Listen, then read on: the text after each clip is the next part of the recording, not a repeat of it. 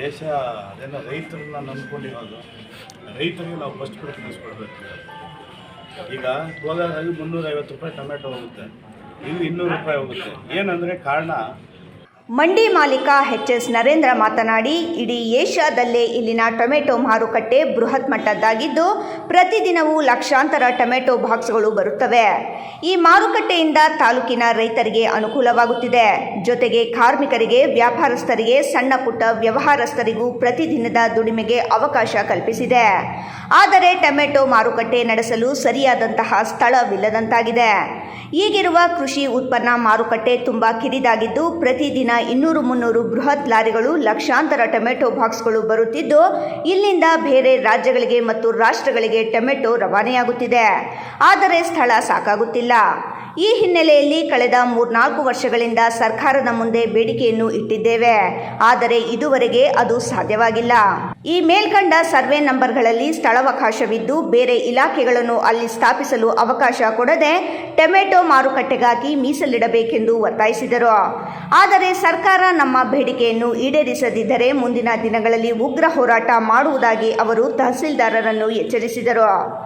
Survey number 46ರಲ್ಲಿ ನಾವೆಲ್ಲ ಶಾಸಕರಿಗೆ ಮತ್ತು ತಹಸೀಲ್ದಾರ್ ಅವರಿಗೆ, ಜಿಲ್ಲಾಧಿಕಾರಿಗೆ ಒಂದು ಮನವಿ ಕೊಟ್ಟಿದ್ವಿ. ಇನ್ನು ಬಾಗೇಪಲ್ಲಿಯಲ್ಲಿ ಯಥೇಚ್ಛವಾಗಿ ಟೊಮೆಟೊ ಬರ್ತಾ ಇದೆ.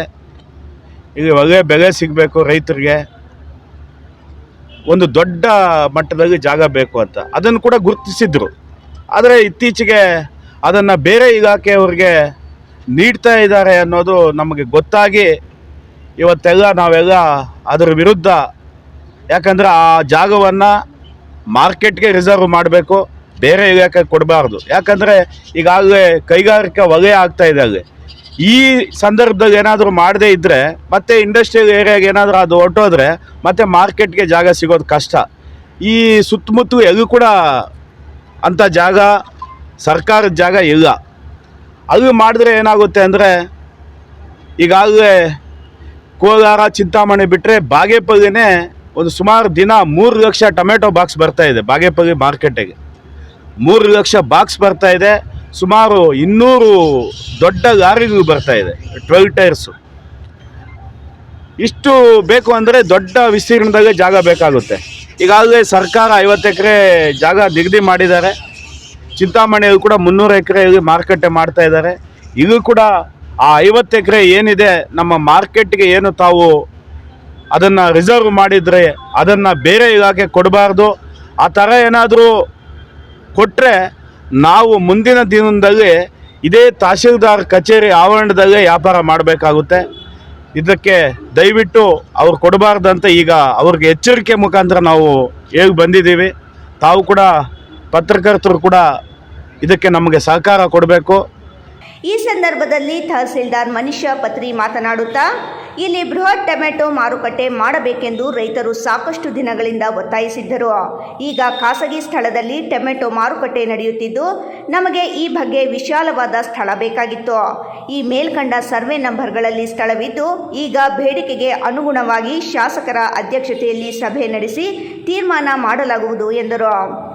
ಸ್ಟ್ಯಾಟಿಸ್ಟಿಕ್ಸ್ ಎಲ್ಲ ತಗೊಂಡು ತಾವು ಹೇಳಿರೋ ಪಾಯಿಂಟ್ಸ್ ಕೂಡ ನಾವು ಜ್ಞಾಪಕದಲ್ಲಿ ಇಟ್ಕೊಂಡು ನಾವು ಎಷ್ಟಾಗುತ್ತೋ ಅಷ್ಟು ನಾವು ಒಂದು APMC ಮಾರುಕಟ್ಟೆ ಮತ್ತು ಉನ್ನತ ಮಟ್ಟದಲ್ಲಿ ಬಾಗೇಪಲ್ಲಿನಲ್ಲಿ ಆಗಲಿ ಅಂತ ನೀವು ಆಶಿಸ್ತಿದ್ದೀರಾ. ಅದ್ರ ಪ್ರಕಾರನೇ ನಾವು ನಮ್ಮ ಕಡೆಯಿಂದ ಎಷ್ಟು ನಾವು ಸಾಧ್ಯ ಆಗುತ್ತೋ ಅಷ್ಟು ಜಮೀನ ನಾವು ಅಲ್ಲಿ 50 ಎಕರೆ ಬೇಕಿದೆ. ಬರೋದಕ್ಕೆ ಕಾರಣ ಏನಂದರೆ NH7 ಆಗಿದೆ ಇದು. ಯಾವುದೇ ವೆಹಿಕಲ್ ಈಗ ನಾರ್ತ್ ಇಂಡಿಯಾಗೆ ಹೋಗ್ಬೇಕಂದ್ರೆ ನಮ್ಮ ಬಾಗೇಪಲ್ಲಿ ಮೇಲೇ ಹೋಗ್ಬೇಕು. ಅದರಿಂದ ರೈತರು ಕೂಡ ರೇಟ್ ಕೂಡ ಜಾಸ್ತಿ ಸಿಗುತ್ತೆ. ಅದು ರೈತರಿಗೆ ರೇಟ್ ಸಿಕ್ಕಿದಾಗ ಅವ್ರಿಗೂ ಒಂಥರ ಅನುಕೂಲ ಆಗುತ್ತಲ್ಲ ಮೇಡಮ್. ಅದಕ್ಕೋಸ್ಕರ ದಯವಿಟ್ಟು ಇನ್ನು 50 ಎಕರೆ ನೀವು ಮಾಡಿದ್ದೀರಾ, ಬಟ್ ಇದರಲ್ಲಿ ಬೇರೆ ಡಿಪಾರ್ಟ್ಮೆಂಟ್ ಕೊಡಕ್ಕೆ ಹೋಗಬೇಡಿ ಮೇಡಮ್. ಈ ಸಂದರ್ಭದಲ್ಲಿ APMC ಮಾರ್ಕೆಟ್ ವರ್ತಕರಾದ TMS ಶ್ರೀನಿವಾಸ್, KVS ಶ್ರೀನಿವಾಸ್, ಶಂಕರ್, ರೈತರಾದ ಆದಿನಾರಾಯಣಪ್ಪ, ಮಾಕಿರೆಡ್ಡಿ, ಅಮರ ಜನಾರ್ದನ್, ಮದ್ದಿರೆಡ್ಡಿ, ಸತೀಶ್, ವಿಜಯ್, ಮಂಜುನಾಥ್, ಆದಿನಾರಾಯಣಪ್ಪ, ನರಸಿಂಹಪ್ಪ, ಶಂಕರಪ್ಪ, ಮೂರ್ತಿ, ಭಾಸ್ಕರ್, HN ನಂಜುಂಡಪ್ಪ, ಪ್ರಸಾದ್, ವಂಶಿ, ಶ್ರೀನಿವಾಸ್, ಆನಂದ್, ಶೇಖರ್ ರೆಡ್ಡಿ, ನಾಗರಾಜ್, ನರಸಿಂಹರೆಡ್ಡಿ, ಕೃಷ್ಣ, ನರಸಿಂಹಪ್ಪ, ಕೊಂಡಪ್ಪ, ಅಶ್ವಥ್ ರೆಡ್ಡಿ, ಬಾಬು, ಶಂಕರ, ವೆಂಕಟೇಶಪ್ಪ ಸೇರಿದಂತೆ ಮತ್ತಿತರರು ಇದ್ದರು. ಸುಬ್ಬು, ರಾಯಲ್ಸ್ ಕನ್ನಡ, ಭಾಗ್ಯನಗರ.